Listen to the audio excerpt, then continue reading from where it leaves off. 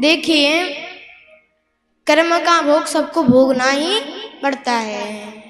तुम जैसा करोगे तो कर्म तो आपको भोगना पड़ेगा। जो आप जैसा कर्म करोगे वो अगले दिन आपके लिखा जाएगा कि आपने यह किया था, तो आपको भोगना पड़ेगा, चाहे वो कोई भी क्या क्यों ना हो। भगवान ने क्या किया था?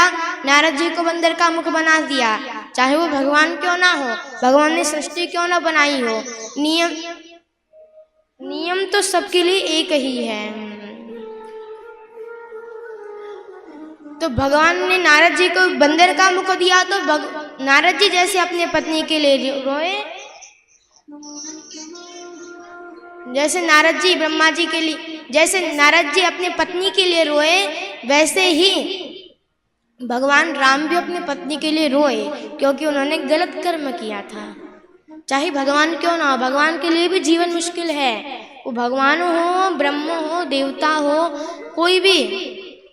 कोई भी क्यों ना हो, भगवान शिव क्यों ना हो, उन्हें तो कर्म का भोग भोगना ही पड़ता है।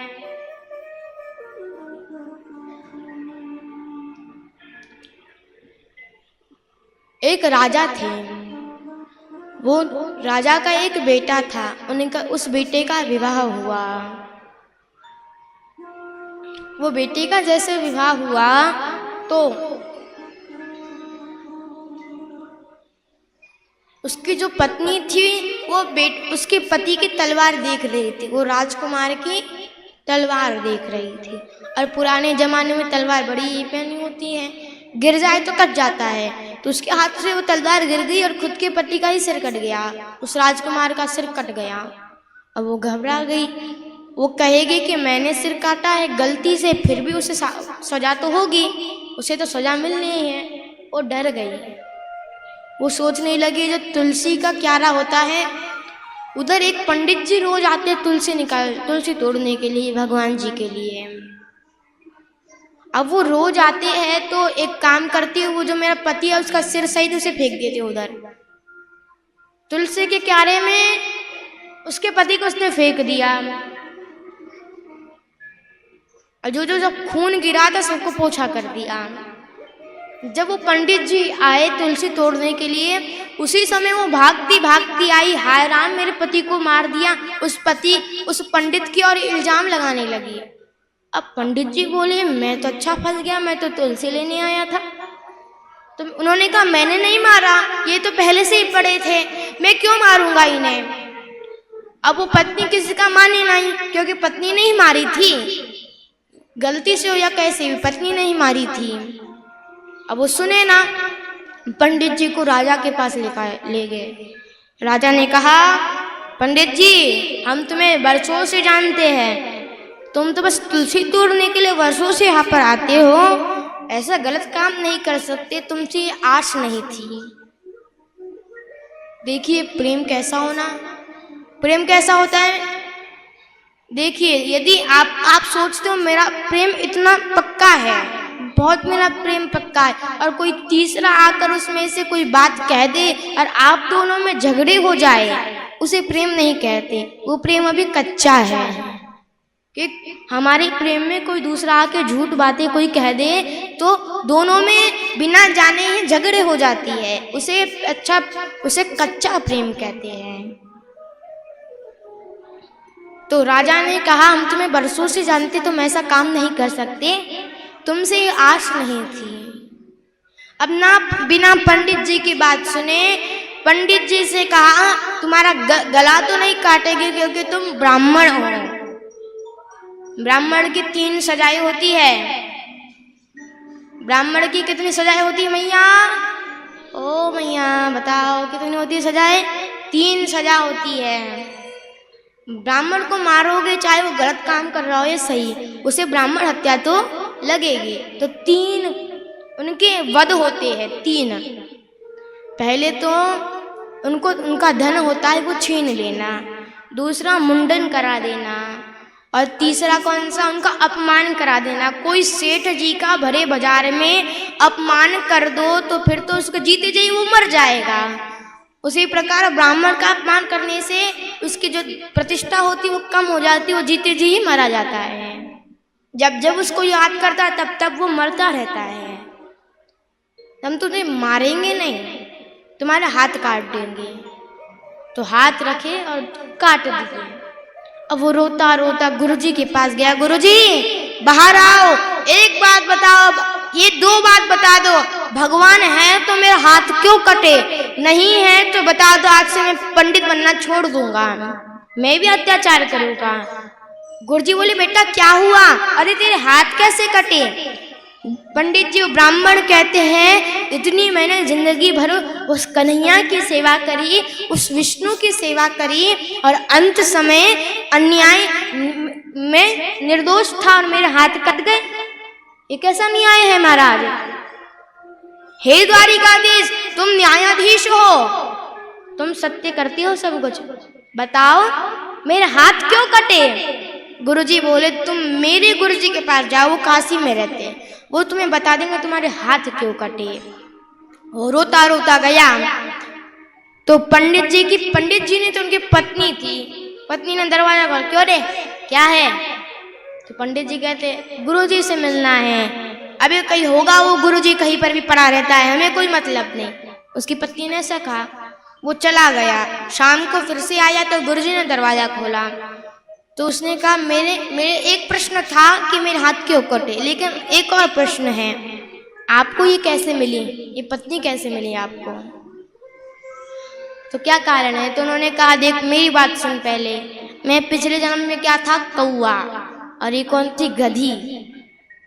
मैं क्या था, कौआ, ये थी गधी। और जब ये गधी जाती थी माल ढोती थी तो उसका जो जख्म हो गई थी पीठ पर माल ढो कर, तो मैं कौआ उसके पीठ पर बैठ जाता और जग परेशान होकर वो चले गई काशी में। और काशी में गई तो वहाँ पे काशी के नदी में उसने डुबकी लगा ली, मैं भी उसके साथ था तो मैं भी मर गया और वो भी मर गई। और वो गधी का मैं रोज जख्म कुदेरता था तो वो गधी आज मेरी पत्नी बनी और वो मुझे कुदेर रही है। कर्म का भोग तो सबको भोगना पड़ता है। पंडित जी ने उस गधी को कुदारा तो वो गधी पत्नी बनी और वो पंडित जी को कुदेर रही है। पंडित तो अब तुम्हारा प्रश्न क्या है बताओ। तो उन्होंने कहा मैंने कुछ नहीं किया, कोई राजा, उनका कोई राजकुमार मर गया राजा का और नाम मेरे पर आ गया और मेरे हाथ कट गए, ये मेरे साथ कैसे हुआ। तो उन्होंने कहा बेटा हर एक वस्तु पुनर्जन्म से जुड़ी हुई होती है।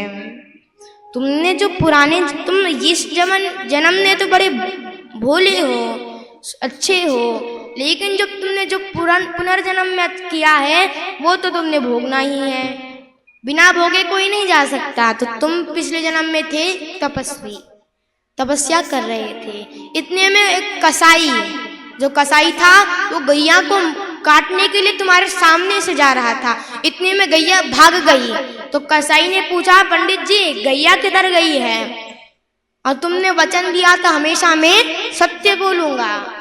तो कहा गैया इधर गई है, हाथ इधर कर दिया कि गैया इधर गई है। तो कसाई गया, गैया को मार दिया और उसे खा लिया। अब जो गौ हत्या थी वो तुमको लग गई। तुमने जिस हाथों से कहा कि गैया इधर गई है, अगले जन्म में वही गैया, जिस गैया को तुमने कटवाया था वही तुम्हारी पत्नी बनी राजा की और उसने तुम्हारे हाथ कटवा दिए। तुमने हाथ ऐसा किया, तुमने गैया के लिए, तुम नहीं करते तो गैया मरती नहीं थी, तुम नहीं करते तो गैया मरती नहीं थी। लेकिन देखो कई कई जगह पे झूठ भी बोलना चाहिए, ऐसा नहीं कि मैं यहाँ हर जगह झूठ बोलने लग जाए। कई कई जगह पर जहाँ पर कुछ अनर्थ हो रहा हो, जैसे किसी कारण गौमाता, हमारे सत्य बोलने से गौमाता की, ब्राह्मण की हत्या हो रही है तो झूठ बोल देना चाहिए, उसमें पाप नहीं लगता। जिससे गौमाता की हत्या हो रही है सत्य बोलने से तो झूठ बोल देना चाहिए। तो कर्म का भोग तो सबको भोगना पड़ता है, कर्म का भोग वही काट सकते हैं बस, ना विष्णु जी काट सकते ना ब्रह्मा जी काट सकते। ब्रह्मा जी उतना ही देते जितना भाग्य में लिखा है, विष्णु जी उतना ही देते जितने किस्मत में लिखा है, जितनी किस्मत की इच्छा है, लेकिन भोले इतना देते हैं जो भक्तों के संभाले नहीं जाता। जो भक्तों को जैसे युधिष्ठिर ने अपने यज्ञ में इतना दान किया, इतना सोने का दान किया, ब्राह्मण अपने थैली भर भर के ले जा रहे, कुछ सोना छोड़कर भी जा रहे हैं। इतना दिया कि आधा तो उन्होंने छोड़ दिया, संभाल ही नहीं जा रहा, इतना दान दिया। तो इतना दे देते हैं कि फिर संभाले नहीं जाता भक्त को, और जब संभाले नहीं जाता तो भगवान को ही भूल जाता है। जिसने दिया, जिसके वजह से तुम्हें इतना बड़ा अच्छा प्राप्त हुआ, उसको तुम अंत समय भूल जाओगे तो दुख तो प्राप्त करना पड़ेगा, दुख तो मिलने वाला है। शृणु दक्ष यदर्थम त्वसमीप महागत, समीप में तुम्हें तो मिलने ही वाला है।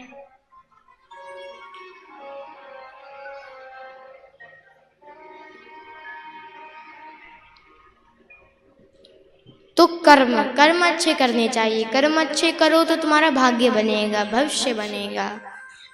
जैसे तुमने आज अच्छे कर्म किया तो आगे का भविष्य तुम्हारा उतना ही अच्छा होता चल जाएगा, उतना ही उज्जवल होता चला जाएगा।